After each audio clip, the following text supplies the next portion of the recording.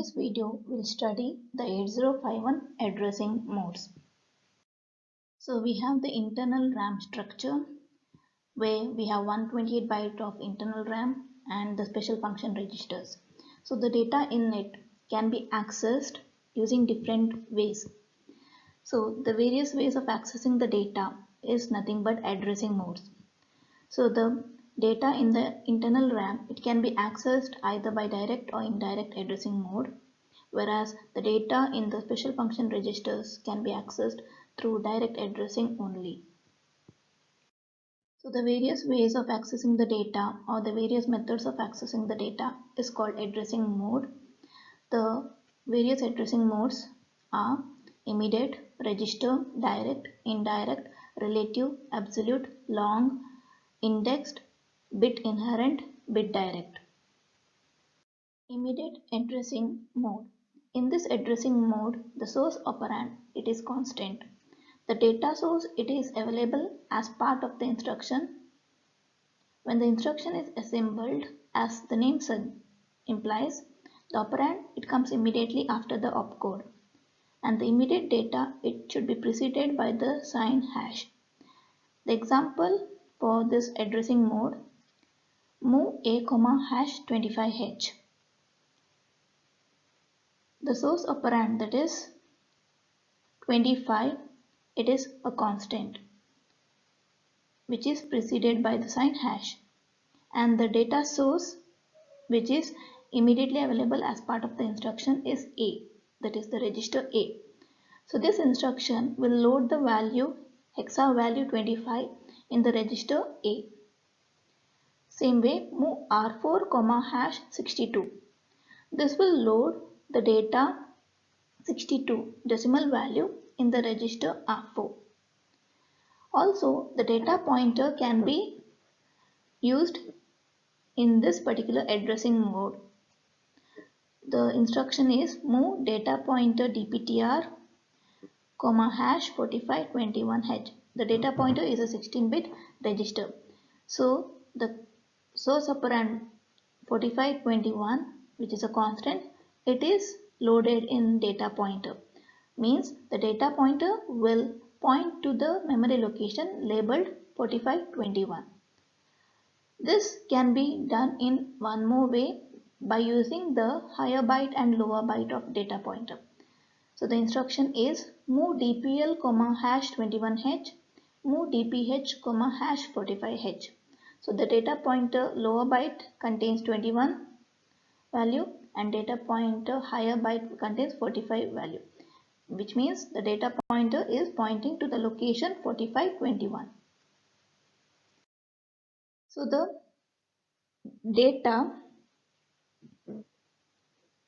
is coming immediately after the opcode, or the operand, it comes immediately after the opcode. So when the 8051 executes an immediate data move, the program counter will be incremented to point to the byte following the opcode byte in the program memory. Means the program counter will be incremented so that it will point to the data which is following the opcode in the program memory. Whatever data is found in that location will be copied to the destination address. It might be any register. We can also load information or data into any registers, including 16-bit DPTR register. This DPTR register can be accessed as two 8-bit registers instead of one single 16-bit DPTR register. Next is register addressing mode. This addressing mode, it involves the use of registers to hold the data to be manipulated. Certain register names will be used as part of the opcode mnemonic as source or destination of data.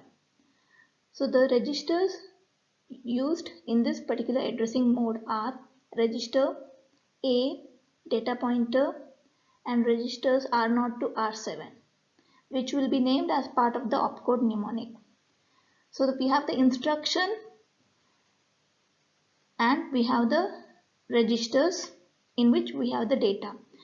So through the instruction, the data can be accessed. It might be for reading purpose or for writing purpose. Means the registers can be a source or destination for the data.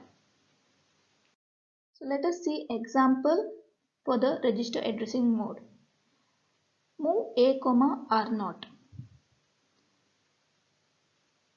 So the destination is the register A and the source is the register R0. So the content in R0 is copied to register A. Move R2, A. In this, the content in register A is copied to register R2. Same way, the contents of two registers can be used for arithmetic operation using the add instruction. While using this addressing mode, we have to see to that the source and destination registers they match in size. So using the instruction move dptr, A will give us an error because A is a 8-bit register whereas dptr is a 16-bit register. So to solve this, we can have the dptr higher byte and lower byte used along with the other registers.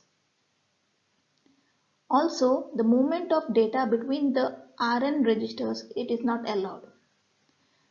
That means move R4, R7 or move R2, R3. It is not valid. Direct addressing mode. The data available in the memory can be accessed directly using the direct addressing mode. This is most oftenly used to access RAM locations 30H to 7FH. Also, the entire 128 bytes of RAM can be accessed. The data it is obtained directly from the memory whose address is known and it is a part of the instruction. Also, the register bank locations can be accessed using this addressing mode by giving the register names. The example for this addressing mode, move R0, 40H.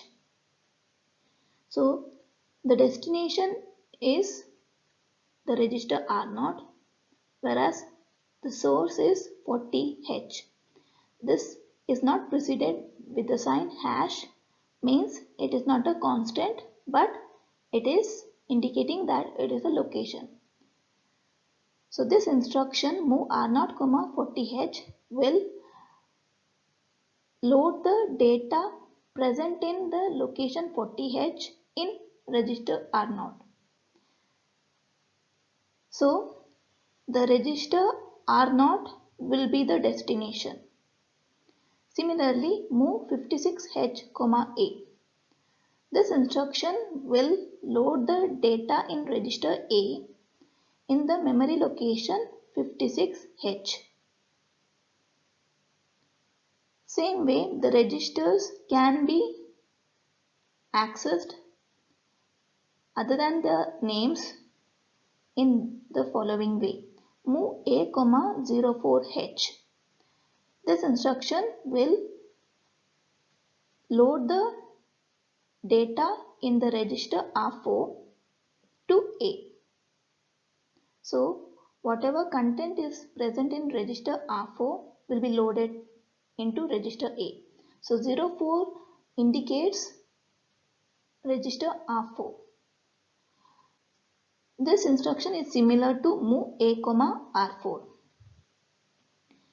So by default, the bank 0 registers R0 to R7 will be used in this addressing mode. Also, only one bank of working register will be active at any given point of time. So if there is need of changing the register bank, then the special function register PSW can be used, which has the bank select bits RS0 and RS1, which will determine which register bank is in use. A major use of direct addressing mode is that it can be used for the stack operation push and pop. The special function registers, it can be accessed with their names or with their address. Example is move a hash 55h can be written as move 0e0h hash 55h. Since the special function register A, its address is 0e0. So it can be accessed with its name A or by its address 0e0. Similarly, move B, R0, it is written as move 0f0h, R0. The address of register B is 0f0. Indirect addressing mode. In this, the data is accessed through a pointer to the data. So a register will be used as pointer to the data. This register will hold the address of the operand or data which is located in RAM. The registers used for this purpose are R0 and R1. Since the operand has to be accessed, the registers R0 and R1 will be preceded by the @ symbol. So through these two registers, the memory locations will be accessed and the data will be used for the required operation. So the example for this addressing mode is move a at R0. So R0 will be having the address of memory location in RAM whose content has to be moved to the register A. So at R0 will access the data in the memory location whose address is held by R0 and that data will be copied or moved to the register A. Similarly, move at R1, B. So the content of register B will be moved to the RAM location whose address is pointed by register R1. So the accessing of data is in a dynamic way rather than static way as in the case of direct addressing mode. The limitation of this addressing mode is since only registers R0 and R1 are used, the accessing of any information in the RAM is limited.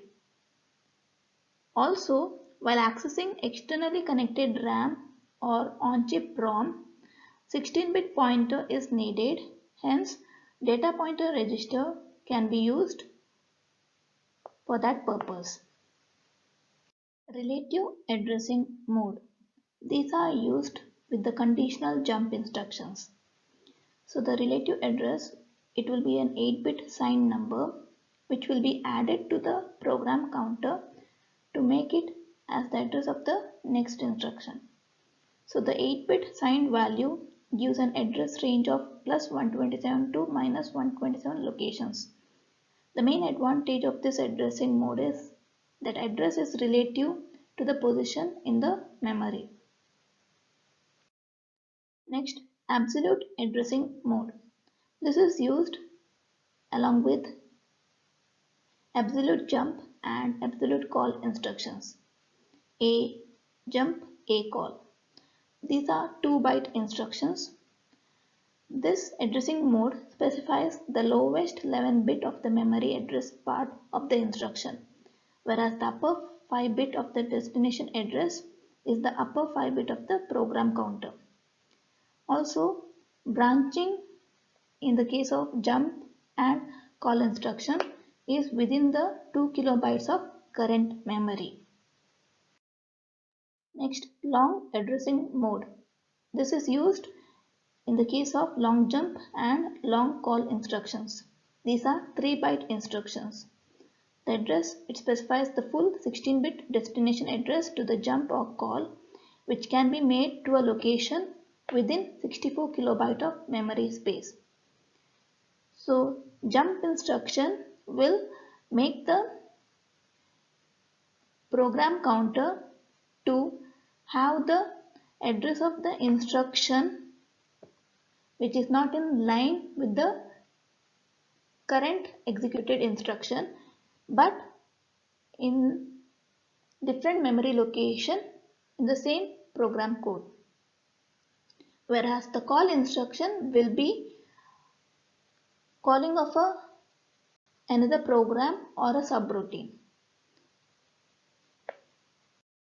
Next, indexed addressing mode. This is widely used in accessing data elements of lookup table entries which are located in the program ROM. So the instruction which is used for this purpose is MOVC, where C means code. Also 16-bit register data pointer and A register can be used to form the address of the data element which is stored in the on-chip ROM. The letter C which is added with the move instruction is to highlight the use of the opcodes for moving data from the source address in the code ROM to the A register in the 8051. This instruction is normally used with internal or external ROM and it can address 4 kilobytes of internal code or 64 kilobytes of external code. So the example for this addressing mode, move dptr, #1234h. This will move the or copy the content 1234 to the data pointer. Move A, #56h. This will copy the value 56 to the register A. Move C A, at A plus dptr. This will copy the content of address 128AH to register A. So the data pointer has the value 1234 and A has the value 56. Addition of this will give us 128A. So at A plus dptr will fetch the content in the address 128A and copy it to register A. Move C A, at A plus PC. This will copy the content of address 4059H to A if the program counter has the value 4000H and A has the value 58H when the instruction move C A, at A plus PC is executed. The program counter is incremented by 1 to point to the next instruction before it will be added to A to form the final address of the code. All data is moved from the code memory to the register A. So in many applications, the size of program code will not leave any room to share the 64 kilobyte code space with the data. So the 8051 has another 64 kilobyte of memory space which is kept aside exclusively for the data storage. This data memory space, it is referred as external memory and it will be accessed only using the MOVX instruction. So the 8051 has total of 128 kilobytes of memory space, out of which 64 kilobytes is for code and 64 kilobytes is for data. So the data space, it cannot be shared between code and data. Next is bit inherent addressing mode. The main feature of 8051 is its ability to access the registers, RAM and IO ports in bits instead of bytes. So in this addressing mode, the address of the flag which contains operand is implied in the opcode of the instruction. So the instructions used under this addressing mode are CLR C, set B C. So CLR instruction, it sets the specified destination operand to value 0. So CLR C means the carry flag will be set to 0. It will be cleared. So the value will be made 0. Next, set B instruction will set the bit operand to value 1. So this instruction, it can operate on the carry flag or any other directly addressable bit. No other flags will be affected by this instruction. Bit direct addressing mode. In this addressing mode, RAM space 20H to 2FH and other bit addressable registers are addressed. So bit address values, they are between 00H to 7FH. So the example, CLR07H. This instruction will clear the bit 7 of RAM location 20H. Set B 07H. This will set the bit 7 of RAM location 20H. Set B PSW.4.